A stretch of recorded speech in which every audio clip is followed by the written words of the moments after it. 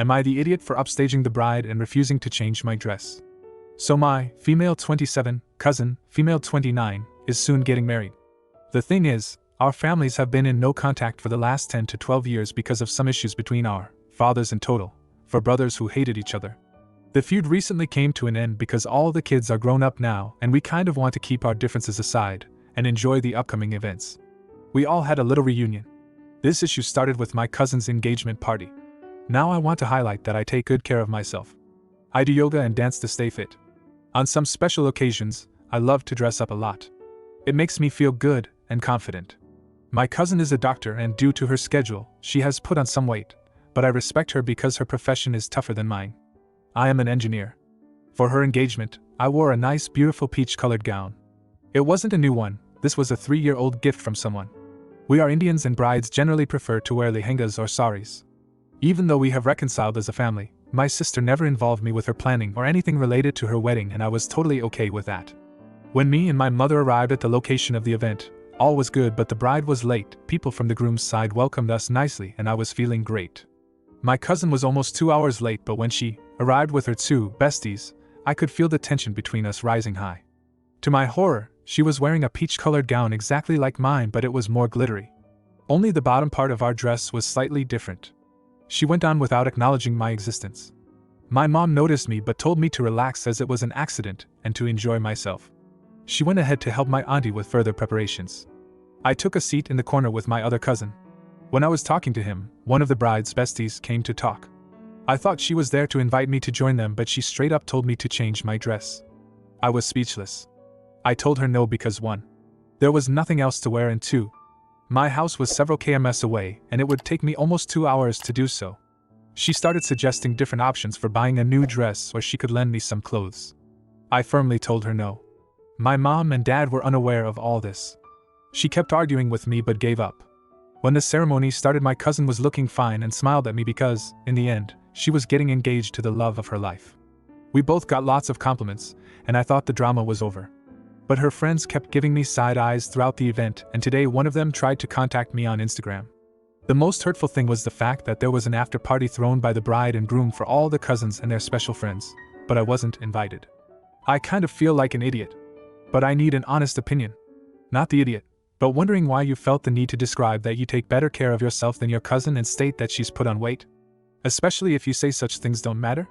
What was your intent?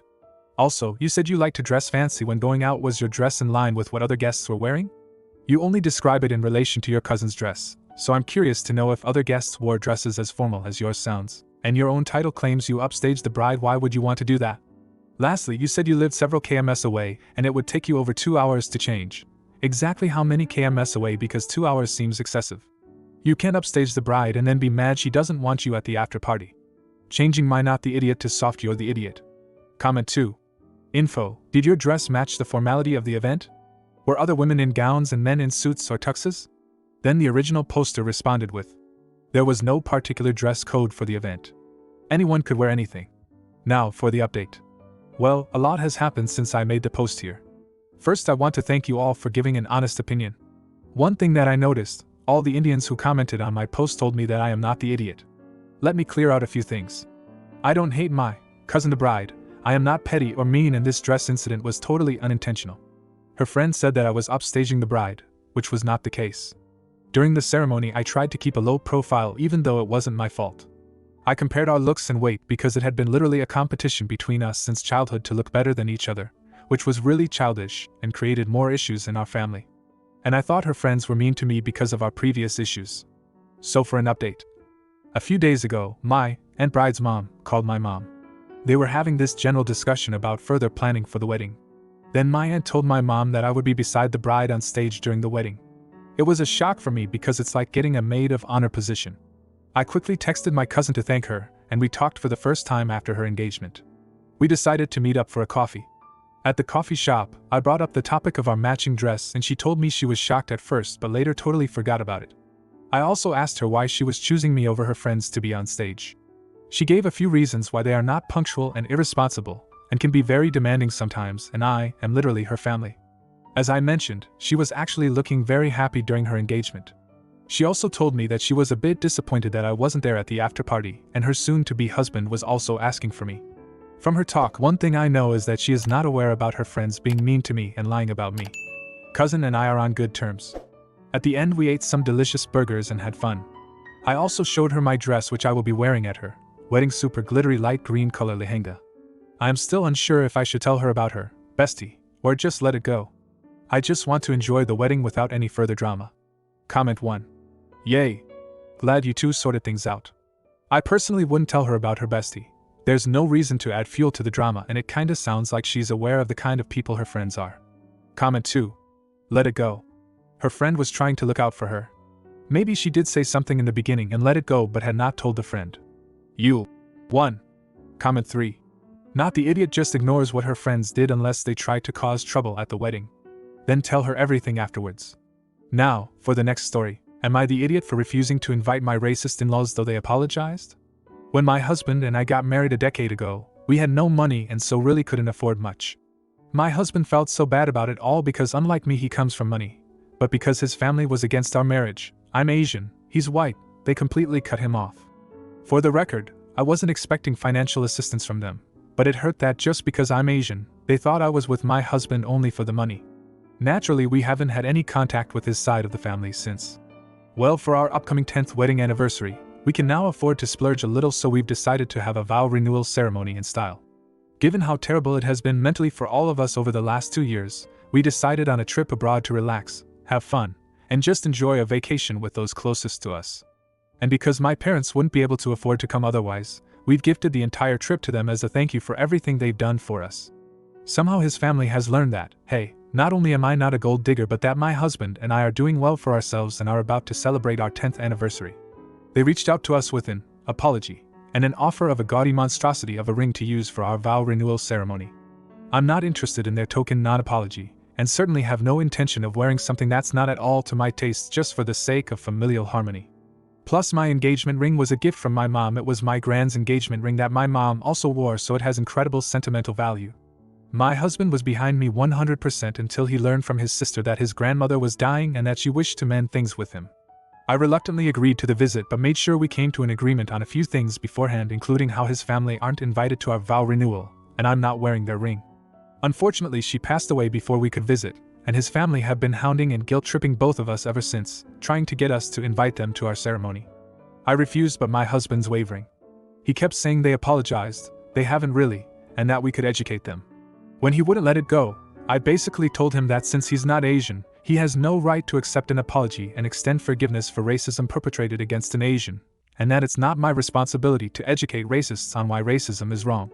And honestly, my parents shouldn't have to deal with racists on what should be a vacation.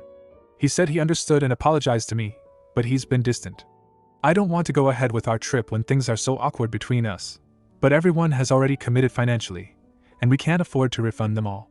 And I'm now wondering if I'm an idiot for not trying harder with his family. Now for a few comments before the update. Comment 1. Not the idiot. It's pretty extreme to go from no contact for 10 years to let's all go on a vacation together. I think it's very reasonable to do the trip as planned with your parents. And if your husband is wanting to reconnect with his family, maybe start with lunch, not a vacation. Comment 2.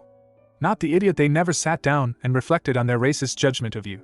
They never learned anything about themselves and their preconceptions. They just waited too long to keep insisting they were right.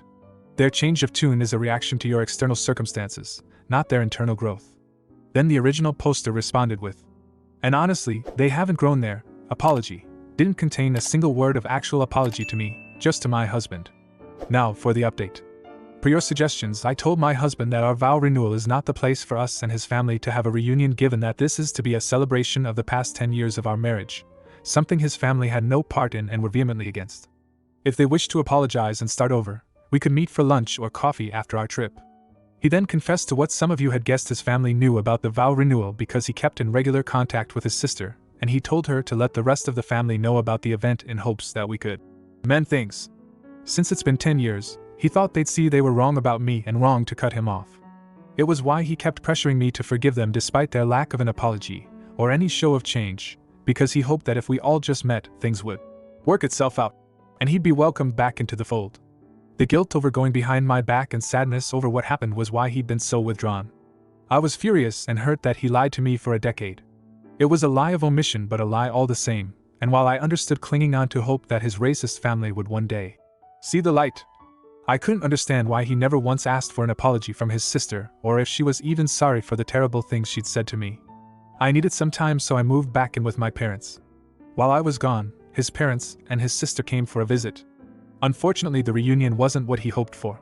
They were completely unrepentant, and their renewed racist vitriol against me was worse.